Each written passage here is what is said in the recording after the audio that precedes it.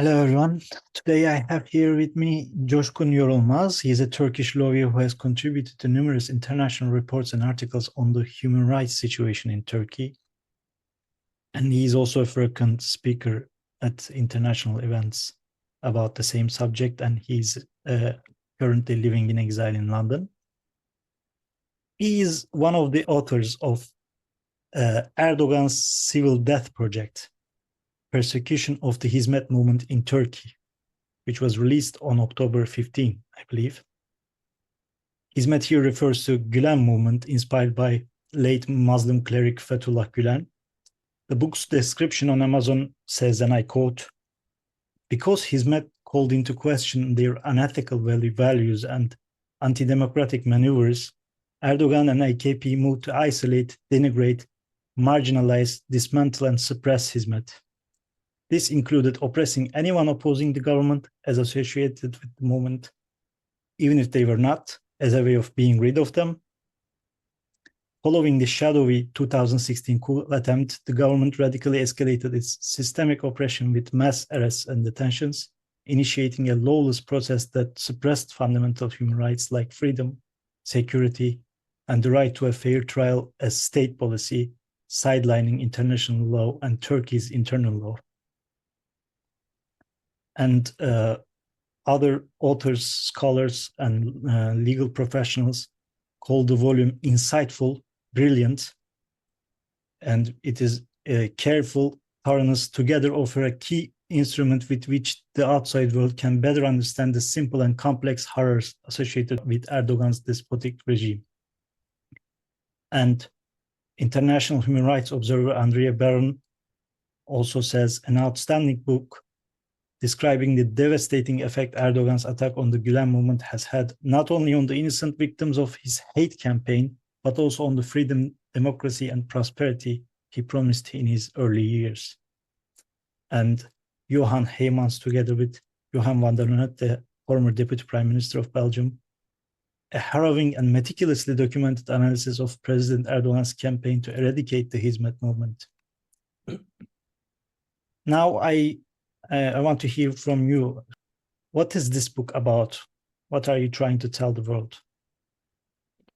First of all, thank you for the opportunity. Well, in a nutshell, the book is about the systematic and relentless persecution of a particular group of people in Turkey, who are known collectively as the Hizmet Movement, to bring about their civil death, and for only political purposes.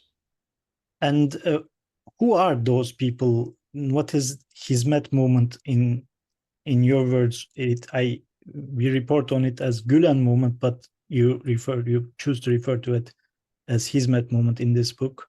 Can you explain? I mean, this is what they like to call themselves, so we are respecting that. So if they want to be known as Hizmet Movement, so it's only right to refer to them as they would like to be referred to.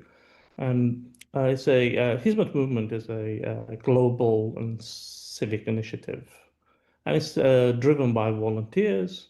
Its main characteristic is it's just like it tries to create a positive social change through Hizmet service rather than political means. And there are a few main areas.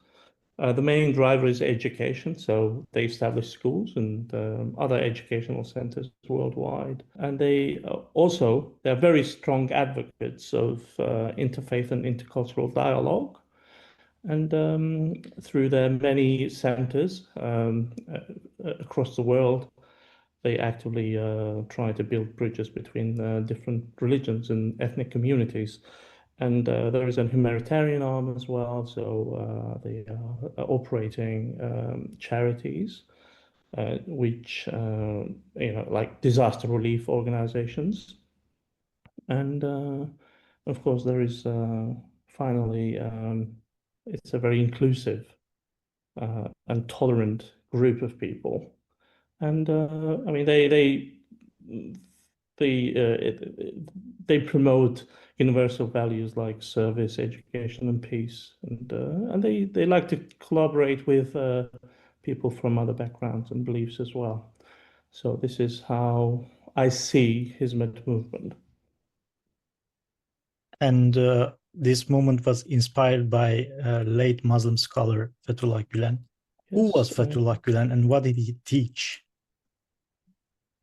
I mean, until the time he passed away around this time last year, he placed highest value. He was a preacher.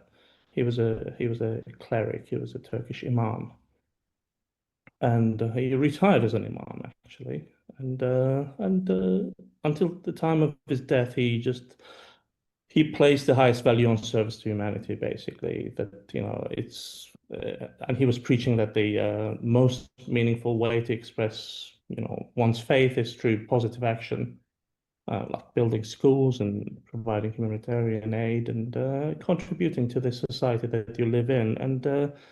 And he championed education as the ultimate tool for social good. But he advocated for, although he was a cleric, he advocated for a balanced education, like marrying science and technology with strong ethical character and moral values. And of course, another tenet of his message was interfaith dialogue and tolerance. And he was, I guess, he was the first Muslim cleric who who met with the late Pope John Paul II. So he was actually actively promoting with his within the people who respected his values basically and his opinions to build bridges and between different people from different religions and cultures. And so this was Fethullah Gulen in my opinion. The movement he inspired became very, very prominent in Turkey. They operated a large number of schools, education centers in Turkey as well. And there came a defining moment for the movement inspired by Gülen. And if you had to explain this moment, if you have to explain the persecution that started in Turkey, the defining moments of that persecution, where did it start? If you had to explain what happened that turned the movement into a target for President Erdogan.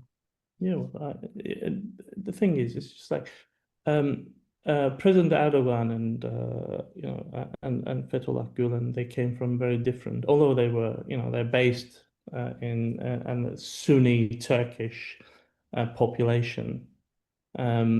They represent two different understanding of Islam in Turkey,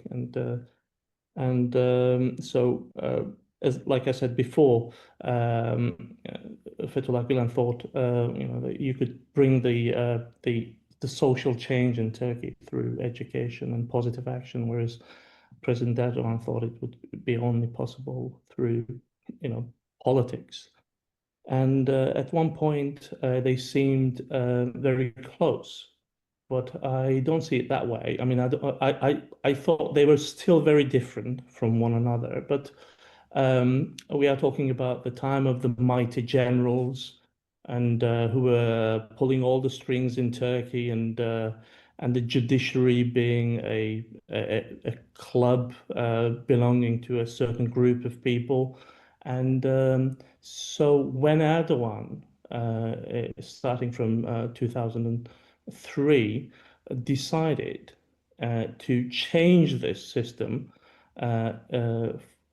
to bring it closer to the European and the universal values, then the Gülen movement, the Hizmet movement, supported him to that extent, basically, and only for those reasons. And for that reason, people thought they were one and only, but it wasn't the case.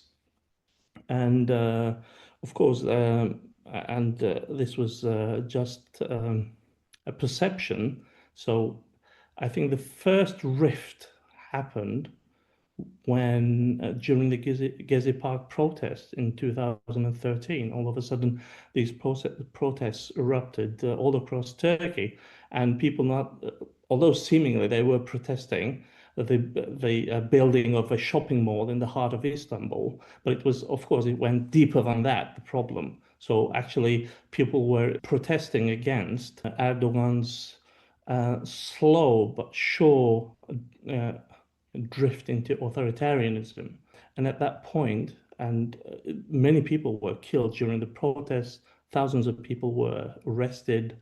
And at that time, Fethullah Gulen said, he said, is a shopping center, is is it worth a single drop of blood? I mean, these protests could have been tolerated, and the officials, I mean, meaning pro-Erdogan, could have visited the protesters and learned about their demands. Of course, this is not Erdogan's way.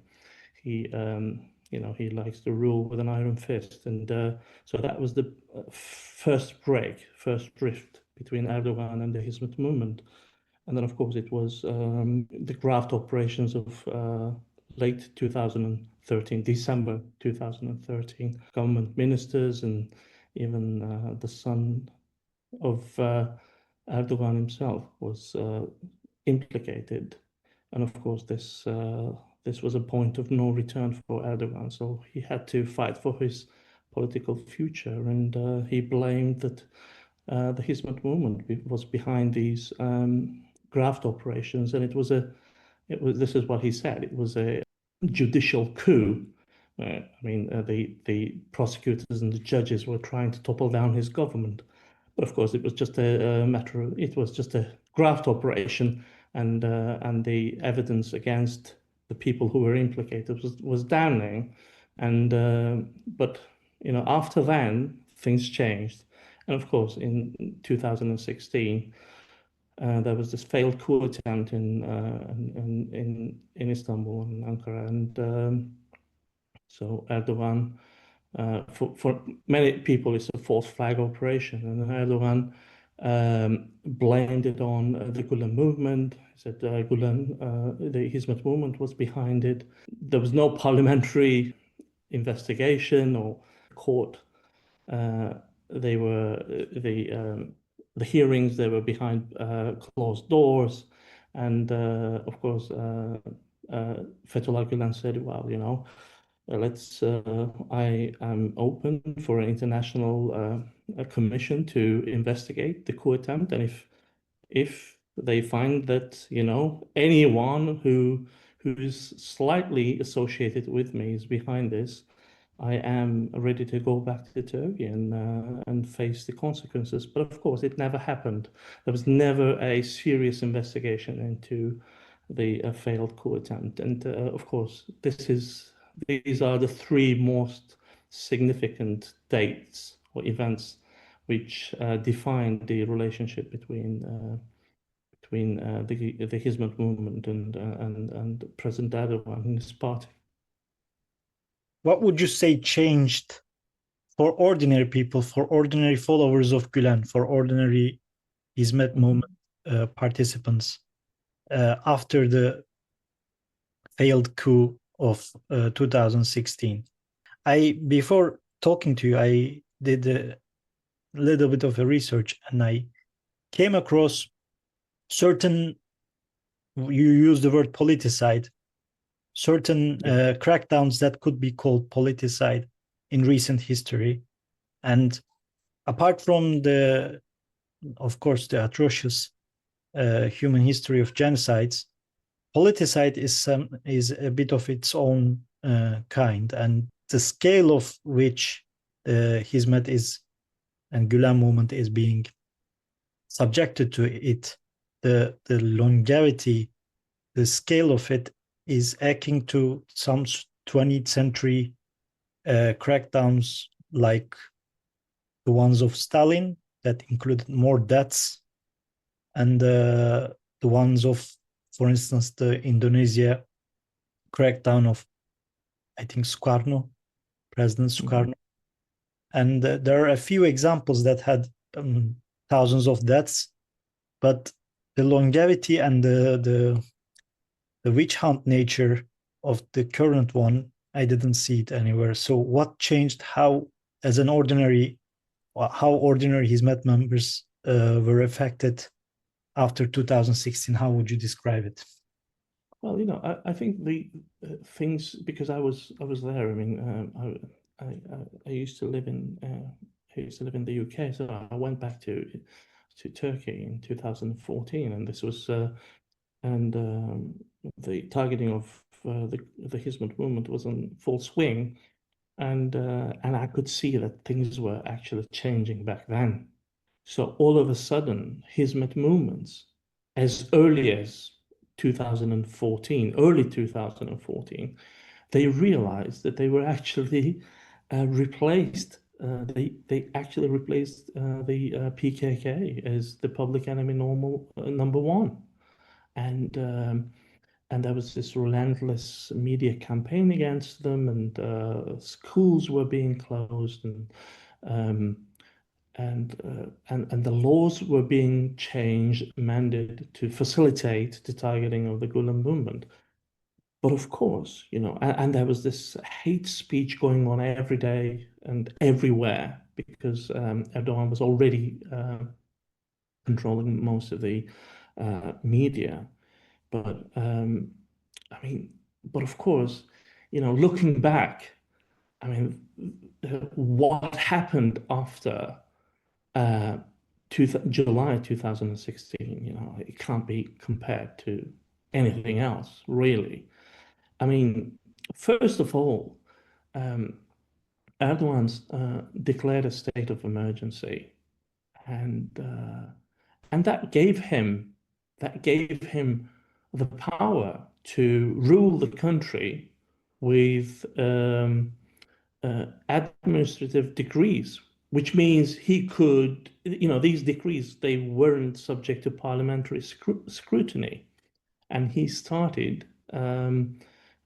ruling the country with these decrees, and he issued. I'm saying he, but he issued like 32 decrees in total, and this thing lasted for 2 years, and the state of emergency, and not only for members of the Gülen or Hizmet movement, but it changed a lot of things for the people who are not related to Hizmet movement as well. So this is what happened. All of a sudden, the country was being ruled by not by the parliament, but by the palace, as most people say. It's the presidential palace by decrees. And that was a huge change. So that was very, very significant. Say, for example, since 2015, more than 2.5 million people have been investigated by the police.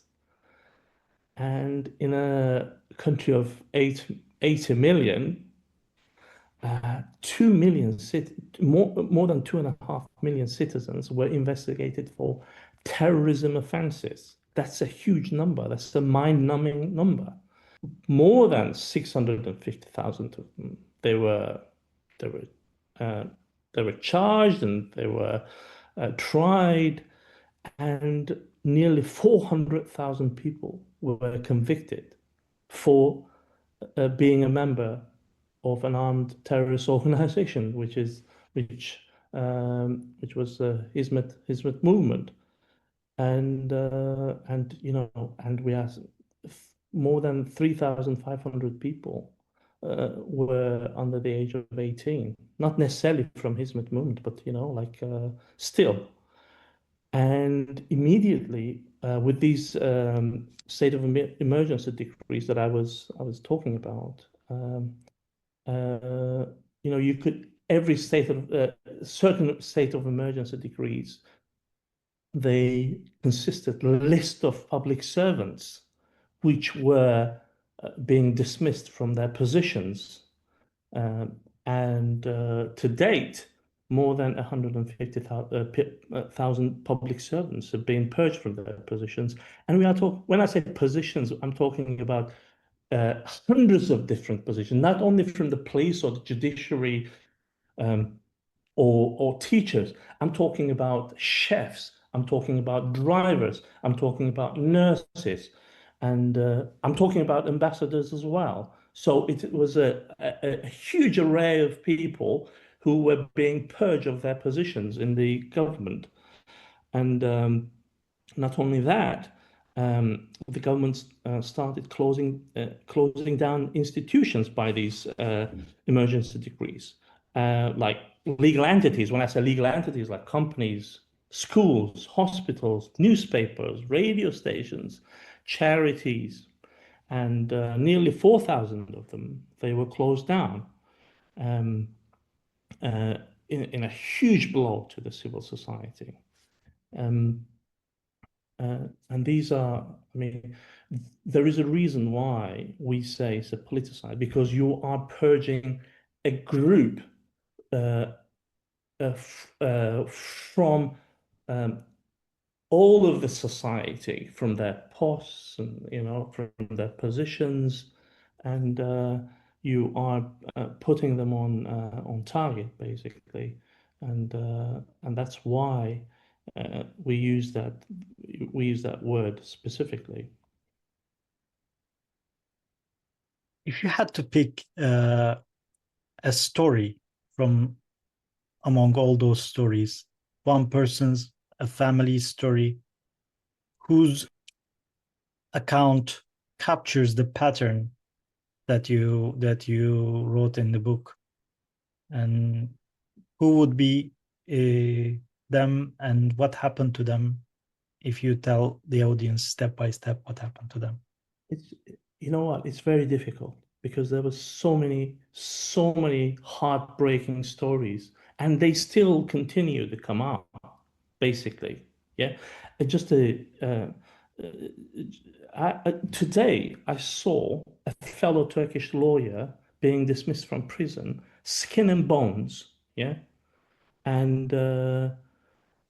because of illness, and he was kept in prison until the moment that there is no, hopefully he will recover, but you should have seen that photo. I mean, he was literally sick and phone.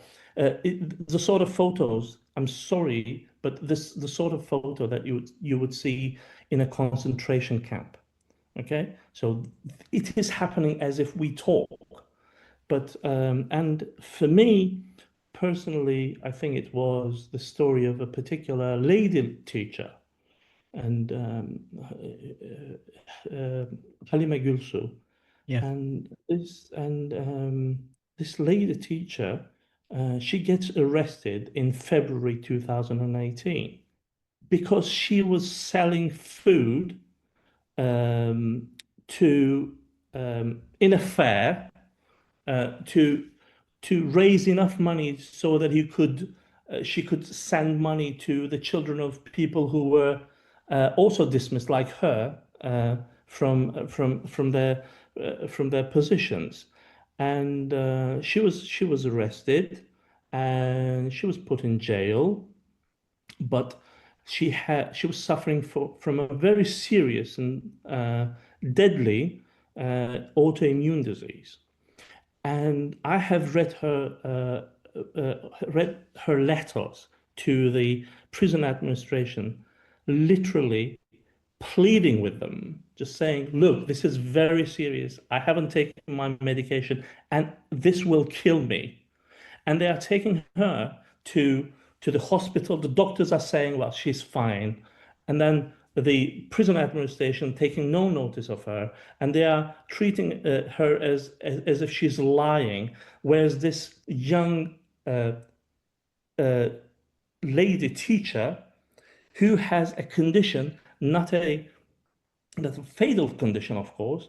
It wasn't a terminal, it was totally manageable condition with medicine, and she wasn't given her medicine for 2 months. And finally, she went into coma and she passed away. And this is heartbreaking.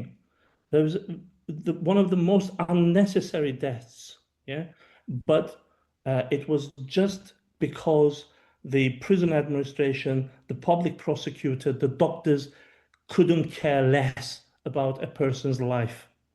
So this was, and this honestly, this still haunts me. The story of the lady teacher Halime Gülsü. Yeah. This I, is this is I was very going this is to interrupt there. I think the nature of the crackdown is so brutal, also because it's not limited to the legal implications. So you have on a level, you have courts handing down sentences, but it doesn't. The crackdown doesn't stop there. You have thousands of people, as you mentioned, millions of people investigated, and you have, I guess, uh, hundreds of thousands convicted. But the crackdown doesn't stop there. It continues as you go along. That these people continue their lives in prisons, and they can't.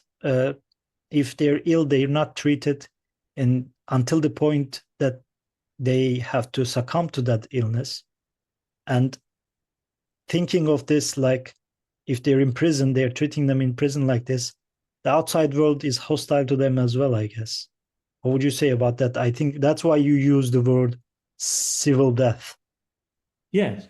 Well, the thing is, if you were a teacher in a public school and you were dismissed, the Social Security agency, they would put a note against your name, and if you wanted to work in a private school after this, you wouldn't be allowed to work there. They would be too scared to employ you because now you had a note against your name.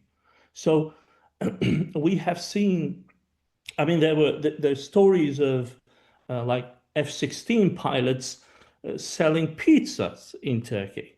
Yeah. So this is what happened, and they scared the other people off so much that they were very, very scared to employ anybody who was who was charged with membership to the Hizmet movement, and they found it very difficult to earn their living in Turkey. And if they wanted to, for example, there was an earthquake in Turkey, and they if they applied for financial support, they weren't given financial support just because of that, just because they were a member of the Gulen movement, nothing else. And so you see, it's just like, and if they wanted to go to hospitals, they were treated differently. If they were applying for financial support from the local councils, they were denied those financial assistance. So that's why it is a civil death. It doesn't stop there. It doesn't stop when you are out of the prison, basically. It doesn't stop whether you have you have been cleared, because there's always this stigma following you. Yeah, I think watching the recent events unfold also gives a clear sense on how international law can be applied in these situations. For instance, the recent genocide in Gaza also exposed how the clear intent by the state actors, by ministers, by people of power, how their stated intents can be incriminating in their prosecutions in international tribunals. In Turkey as well, I think there are numerous statements from the highest levels of government uh, showing their intent to eradicate this social movement. I think there's this clear intent. What would you say this if if there was to be a file, I think there was a file at the International Criminal Court to prosecute certain members of Turkish government and certain actors who participated in crimes against humanity.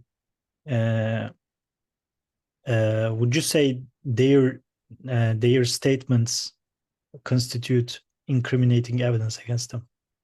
Well, how that's a separate matter. But you know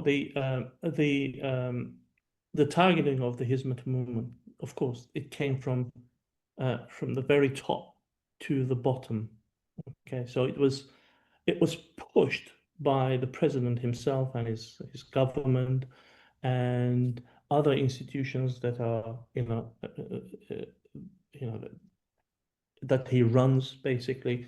For example, the religious affairs institution. I mean, they push this agenda very hard in mosques as well. So and anybody who wanted to stay in the good side of President Erdoğan, they were they were targeting the Hizmet movement and its members.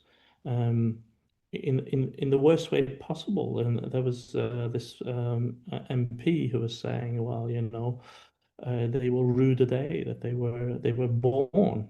Yeah, they will die in prison. And another one was saying, well, they won't find anything else to eat but only tree barks.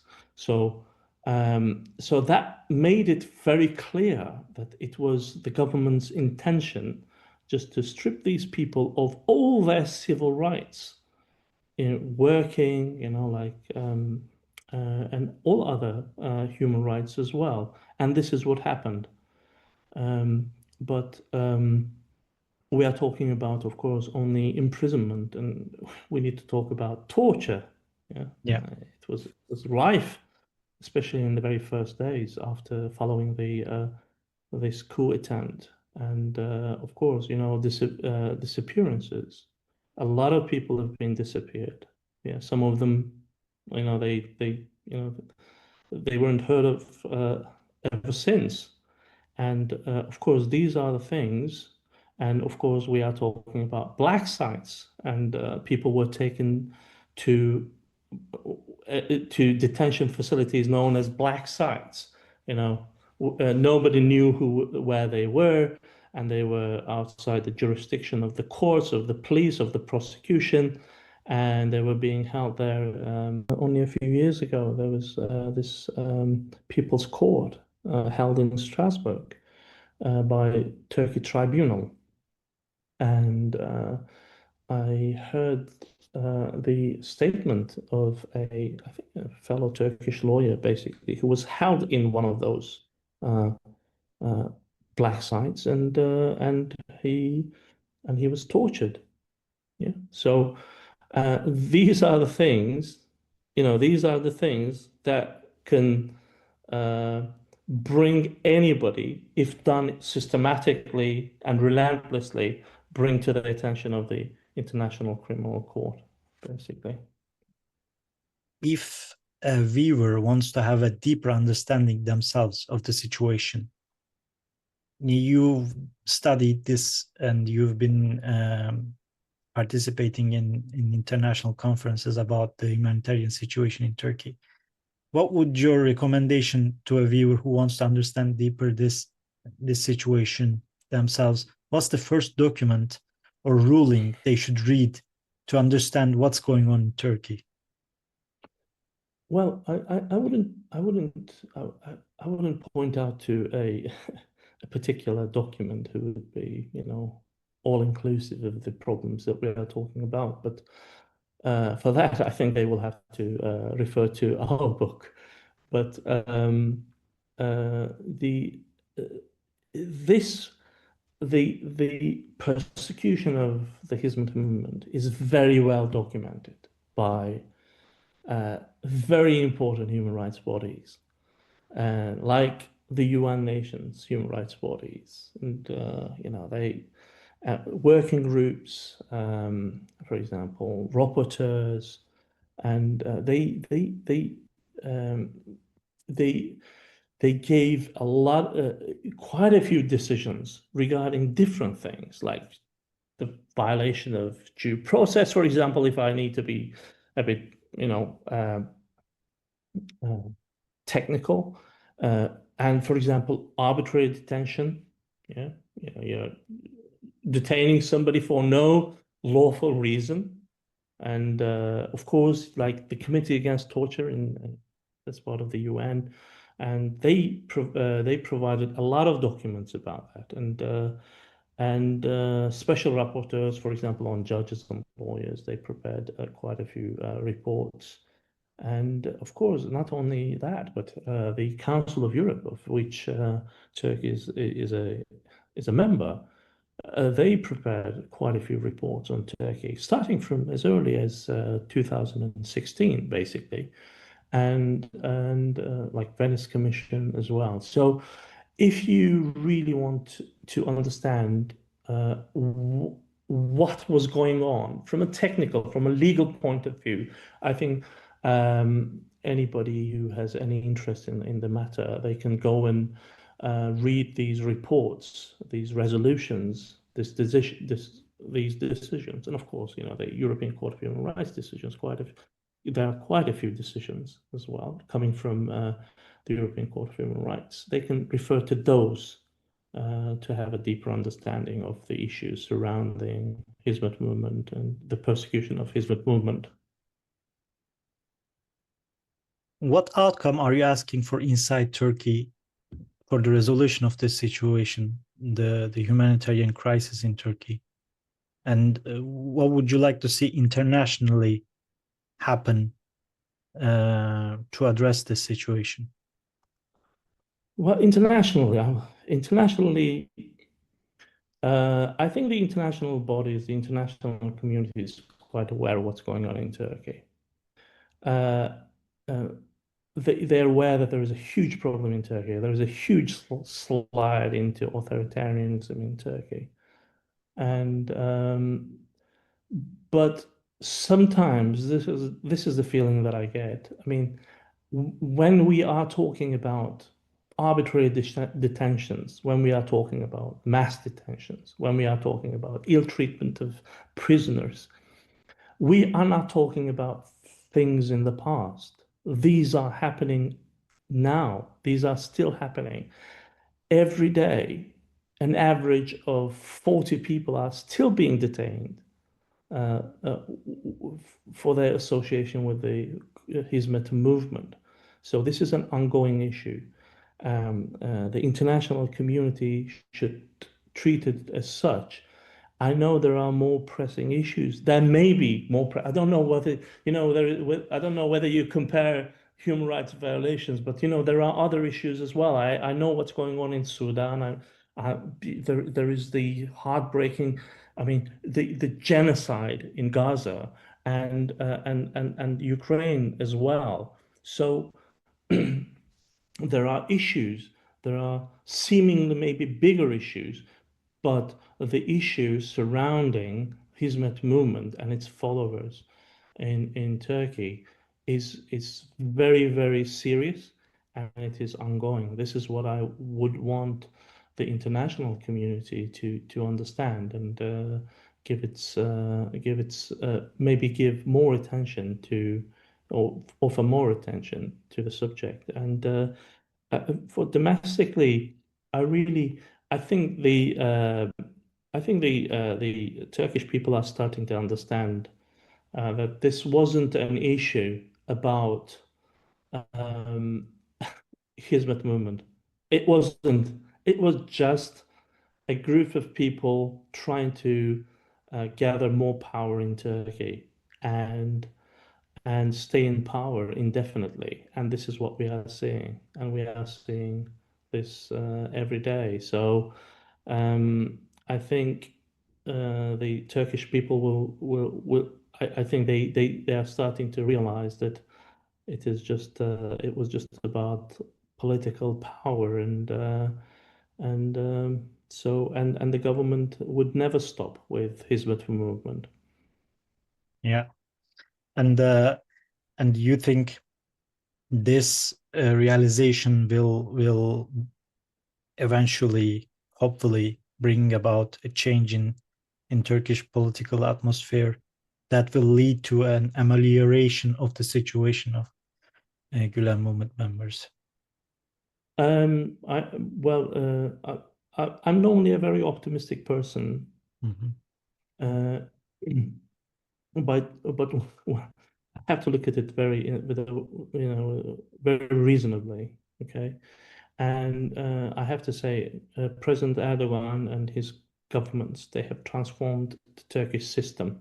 So now we have a president, we have the palace, and of course they have transformed the judiciary. They purged thousands of people, in a few days, and they replaced them with a docile judiciary, and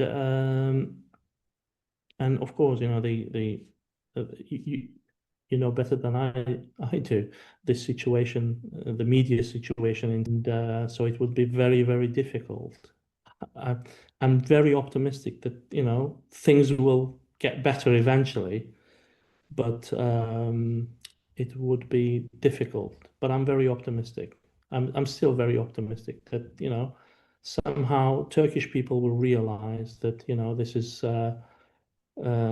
this is not the way they want their country to go, and finally try and turn things around, because this is I don't think anybody wants to live in Turkey where only a handful of people can rule.